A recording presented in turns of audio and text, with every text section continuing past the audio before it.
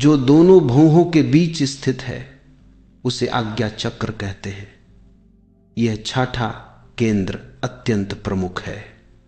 इसी के माध्यम से मनुष्य अपने व्यक्तित्व को रूपांतरित कर सकता है या भीतर गहरी परिवर्तनीय शक्तियों को सक्रिय कर सकता है। लेकिन हमारे आज्ञा चक्र लगभग निर्बल है। हम अपने आप को कोई आदेश ही नहीं दे पाते। यदि कोई व्यक्ति रात में तय करे कि सुबह 4 बजे उठूंगा, तो 4 बजे का समय आते ही वही व्यक्ति खुद से कहने लगता है, आज तो रहने दो, बहुत सर्दी है, कल उठेंगे। फिर सुबह उठकर पछताता है, मैंने तो निश्चय किया था। फिर वह एक नई प्रतिज्ञा लेता है कि अब भूल नहीं होगी, मगर अगले दिन वही दोहराता है। 4 बजे फिर अपने को समझाता है, नहीं आज नहीं, कल से निश्चित। और अगले दिन फिर वही पश्चाताप। यह सिलसिला चलता रहता है। ऐसा क्यों होता है? कारण केवल एक है हमारे भीतर। जो संकल्प शक्ति का केंद्र है, वह आज्ञा चक्र, वह अत्यंत कमजोर है। हमारा विल पावर लगभग शून्य है। कल मैंने कहा था कि ध्यान करते समय अपनी चेतना को दोनों आंखों के बीच केंद्रित करना चाहिए। जब ध्यान इस स्थान पर टिकता है, तब आप जो भी संकल्प लेते हैं वह भीतर बहुत गहराई तक उतर जाता है।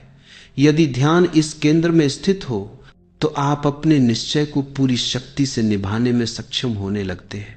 आपने यह भी अवश्य महसूस किया होगा कि जब भी आपको कोई निर्णय लेना हो, किसी कठिन चुनाव के क्षण में सबसे अधिक तनाव इसी स्थान, दोनों आंखों के मध्य में महसूस होता है, क्योंकि संकल्प इसी स्थान पर बनते हैं, निर्णय यही होते हैं।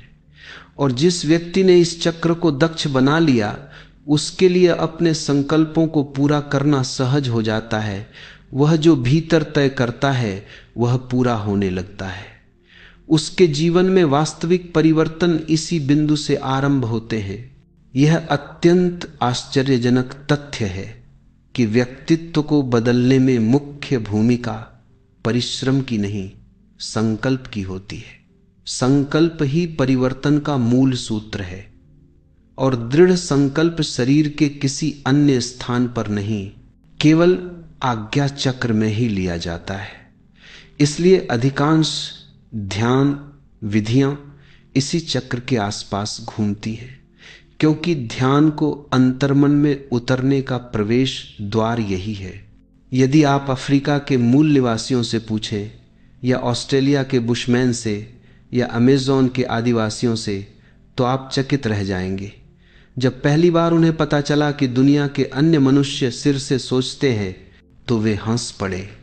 वे बोले, सिर से कैसे सोच सकते हो? हम तो पेट से सोचते हैं। आदिवासी सचमुच पेट से सोचते हैं। वही नाभि केंद्र जिसे मैंने भय का चक्र कहा, वही उनका सोचने का स्थान है। वे अभी मानसिक रूप से पशुओं से अधिक विकसित नहीं हुए हैं। हजारों वर्षों तक मानव जाति के करोड़ों लोग यही मानते रहे कि सोचने की प्रक्रिया पेट में होती है, बुद्धि में नहीं। हमारी सभ्यता में भी सिर से सोचने वाले लोग बहुत कम हैं। जो लोग बिना सोचे विश्वास करते चले जाते हैं, वे पेट से ही सोचते हैं। उन्हें बुद्धि की आवश्यकता नहीं पड़ती। इसीलिए जो केवल विश्वास में जीते हैं, उनके ऊपरी चक्र कभी विकसित नहीं होते, केवल निचले केंद्र ही सक्रिय रह जाते हैं। इसी वजह से मैं लगातार कहता हूं, किसी पर आंख मूंद कर श्रद्धा मत करो, किसी पर अंधविश्वास मत करो, क्योंकि जब तक व्यक्ति खुद सोचना प्रारंभ नहीं करता, उसके उच्च चक्र सक्रिय नहीं हो सकते। जब ये चक्र सक्रिय नहीं होते तो व्यक्ति लगभग हवा में उड़ते पत्ते जैसा हो जाता है, दिशाहीन, संकल्पहीन। उसके भीतर अपनी कोई शक्ति, कोई स्थिति, कोई ठोस निर्णय क्षमता नहीं बचती। वह केवल दूसरों की आज्ञाओं का अनुकरण करता रहता है। दुनिया के नेता इंसान को जितना नुकसान पहुंचाते हैं, उतना शायद कोई और नहीं, क्योंकि नेता आदेश देते हैं और कहते हैं तुम्हारा काम केवल पालन करना है। गुरु भी निर्देश देते हैं और कहते हैं तुम्हें मानना ही है। इस प्रकार आपका अपना आज्ञा चक्र कभी विकसित नहीं हो पाता। दुनिया में मनुष्य जाति जितनी असहाय, दब्बू और शक्तिहीन दिखाई देती है, उसका मूल कारण यह है कि हम लगातार लोगों पर आदेश थोपते हैं और उनकी अपनी आज्ञा देने की क्षमता को विकसित ही नहीं होने देते। बहुत छोटे बच्चे से ही हम कहना शुरू कर देते हैं, यह करो, यह मत करो, लेकिन यह नहीं सोचते कि उसकी अपनी निर्णय शक्ति, अपनी सोचने की क्षमता और निर्णय लेने की योग्यता कैसे विकसित होगी। परिणाम यह होता है कि बच्चे का आज्ञा चक्र कभी खिल ही नहीं पाता, वह दबा रह जाता है। और यदि यह चक्र विकसित न हो तो मनुष्य का पूरा व्यक्तित्व ही अधूरा और अपूर्ण रह जाता है। हम बच्चों को समझाते रहते हैं, ऐसे बनो, वैसे बनो, लेकिन यह भूल जाते हैं कि वे वैसे कभी बन नहीं पाएंगे। वे बन सकते हैं, लेकिन तब जब उनके उन केंद्रों पर ध्यान दिया जाए जिनसे व्यक्तित्व का निर्माण होता है। जो माता पिता और शिक्षक सच में समझदार हैं, वे जानते हैं कि बच्चे के मस्तिष्क के आज्ञा चक्र पर विशेष प्रयास किए बिना कुछ नहीं बदलेगा। आज की शिक्षा अत्यंत अधूरी और निरर्थक है, क्योंकि यह मनुष्य के मूलभूत तंत्रों को छूती ही नहीं। यदि हम बच्चों के विश्वविद्यालय की उम्र तक पहुंचने से पहले उनके आज्ञा चक्र और उनकी संकल्प शक्ति को विकसित कर दें, तो दुनिया पूरी तरह बदल जाएगी। एक नई पृथ्वी जन्म ले सकती है ऐसे मनुष्यों के साथ जिनमें बल हो, साहस हो, जो सोचते हैं उसे पूरा कर सके, जिनमें हिम्मत हो, दृढ़ निश्चय हो और जो अपने निर्णयों पर टिक सके। लेकिन यह इसीलिए नहीं हो पाता क्योंकि वह चक्र जिससे ये सभी गुण जन्म लेते हैं वह भीतर सोया रह जाता है। यूनान में गुरजीएफ नाम का एक विलक्षण व्यक्ति था जिसकी कुछ वर्ष पहले मृत्यु हुई। वह अपने शिष्यों से एक अद्वितीय अभ्यास करवाता था जिसे वह स्टॉप एक्सरसाइज कहता था। यह बेहद साधारण लगने वाला अभ्यास था। वह सिर्फ कहता, रुक जाओ। यदि हम यहाँ बैठे हों और गुरजीएफ यह प्रयोग करा रहा हो तो जैसे ही वह कहे स्टॉप, सबको वहीं थम जाना है। यदि किसी ने बोलते समय मुंह खोला हो तो मुंह खुला का खुला ही रह जाएगा।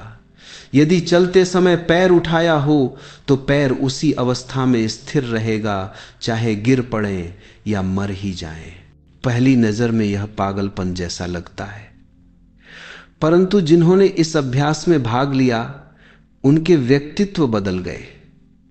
वे कहते हैं कि इतनी छोटी सी क्रिया में इतनी विशाल शक्ति छिपी हुई थी, उन्हें विश्वास ही नहीं हुआ। क्यों? क्योंकि यह अभ्यास जबरदस्त आंतरिक बल मांगता है।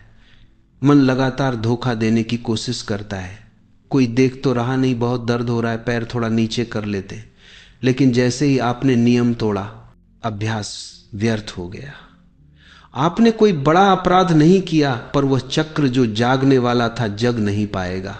लेकिन यदि आपने साहस रखा, जैसे खड़े थे वैसे ही खड़े रहे, आंख खुली थी तो खुली ही रही, हाथ ऊपर था तो वहीं रुका, पैर उठा था तो उठा ही रहा, कमर झुकी थी तो झुकी ही रही। दर्द होगा, बहुत तकलीफ होगी, पर आप हिलेंगे नहीं। तो उस क्षण आप स्वयं को आज्ञा दे रहे होते हैं और आपकी संकल्प शक्ति मजबूत होने लगती है। एक बार गुरजीएफ रूस के तिफलिस नामक गांव में 30 शिष्यों के साथ ठहरा। उसने उन्हें कहा था कि 30 दिन तक केवल स्टॉप एक्सरसाइज का अभ्यास करना है, कुछ और नहीं। जब भी मैं कहूं स्टॉप, जहां जैसे हो वहीं जम जाना, चाहे कोई स्नान कर रहा हो, खाने में व्यस्त हो या चल रहा हो, बस मूर्ति की तरह रुक जाना। उनके तंबुओं के पास एक नहर थी सूखी, कभी कभी इसमें पानी छोड़ा जाता था।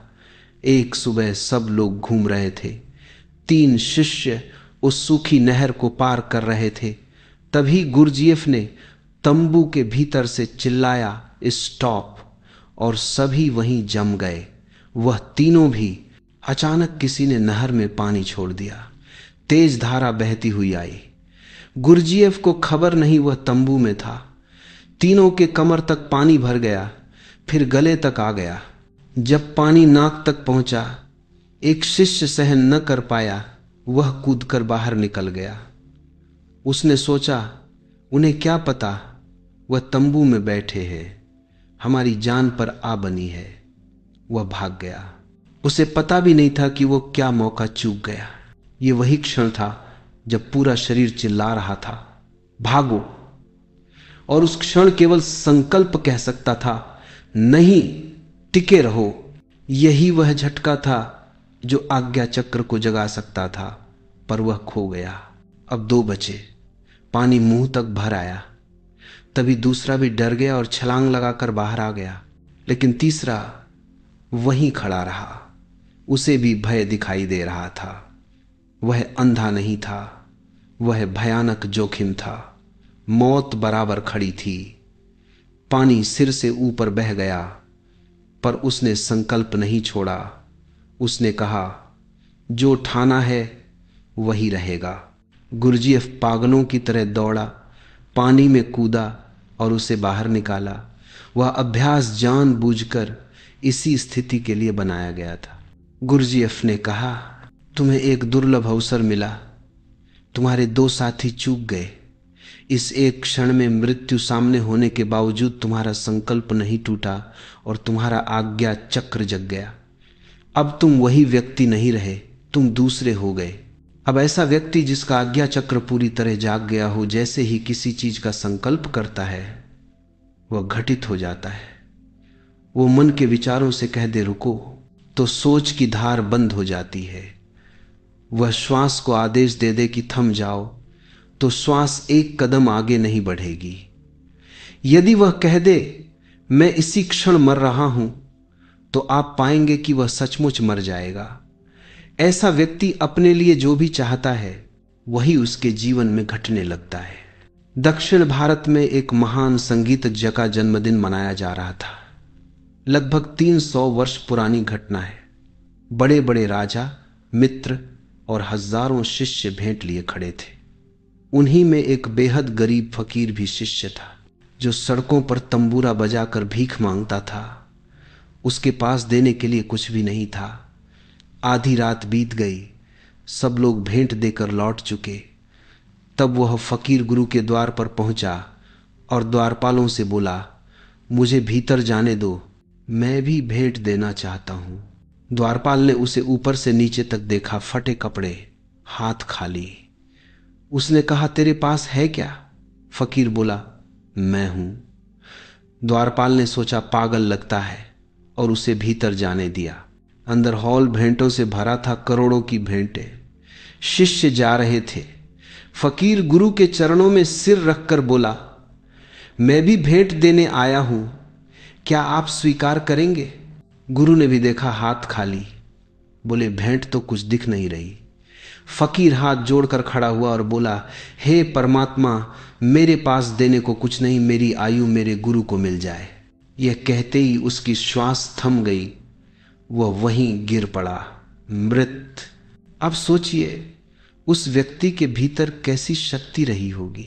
आपने भी कई बार किसी प्रियजन से कहा होगा, मेरी उम्र तुम्हें लग जाए, पर वह नहीं घटा, क्योंकि शब्द में आज्ञा का बल नहीं होता।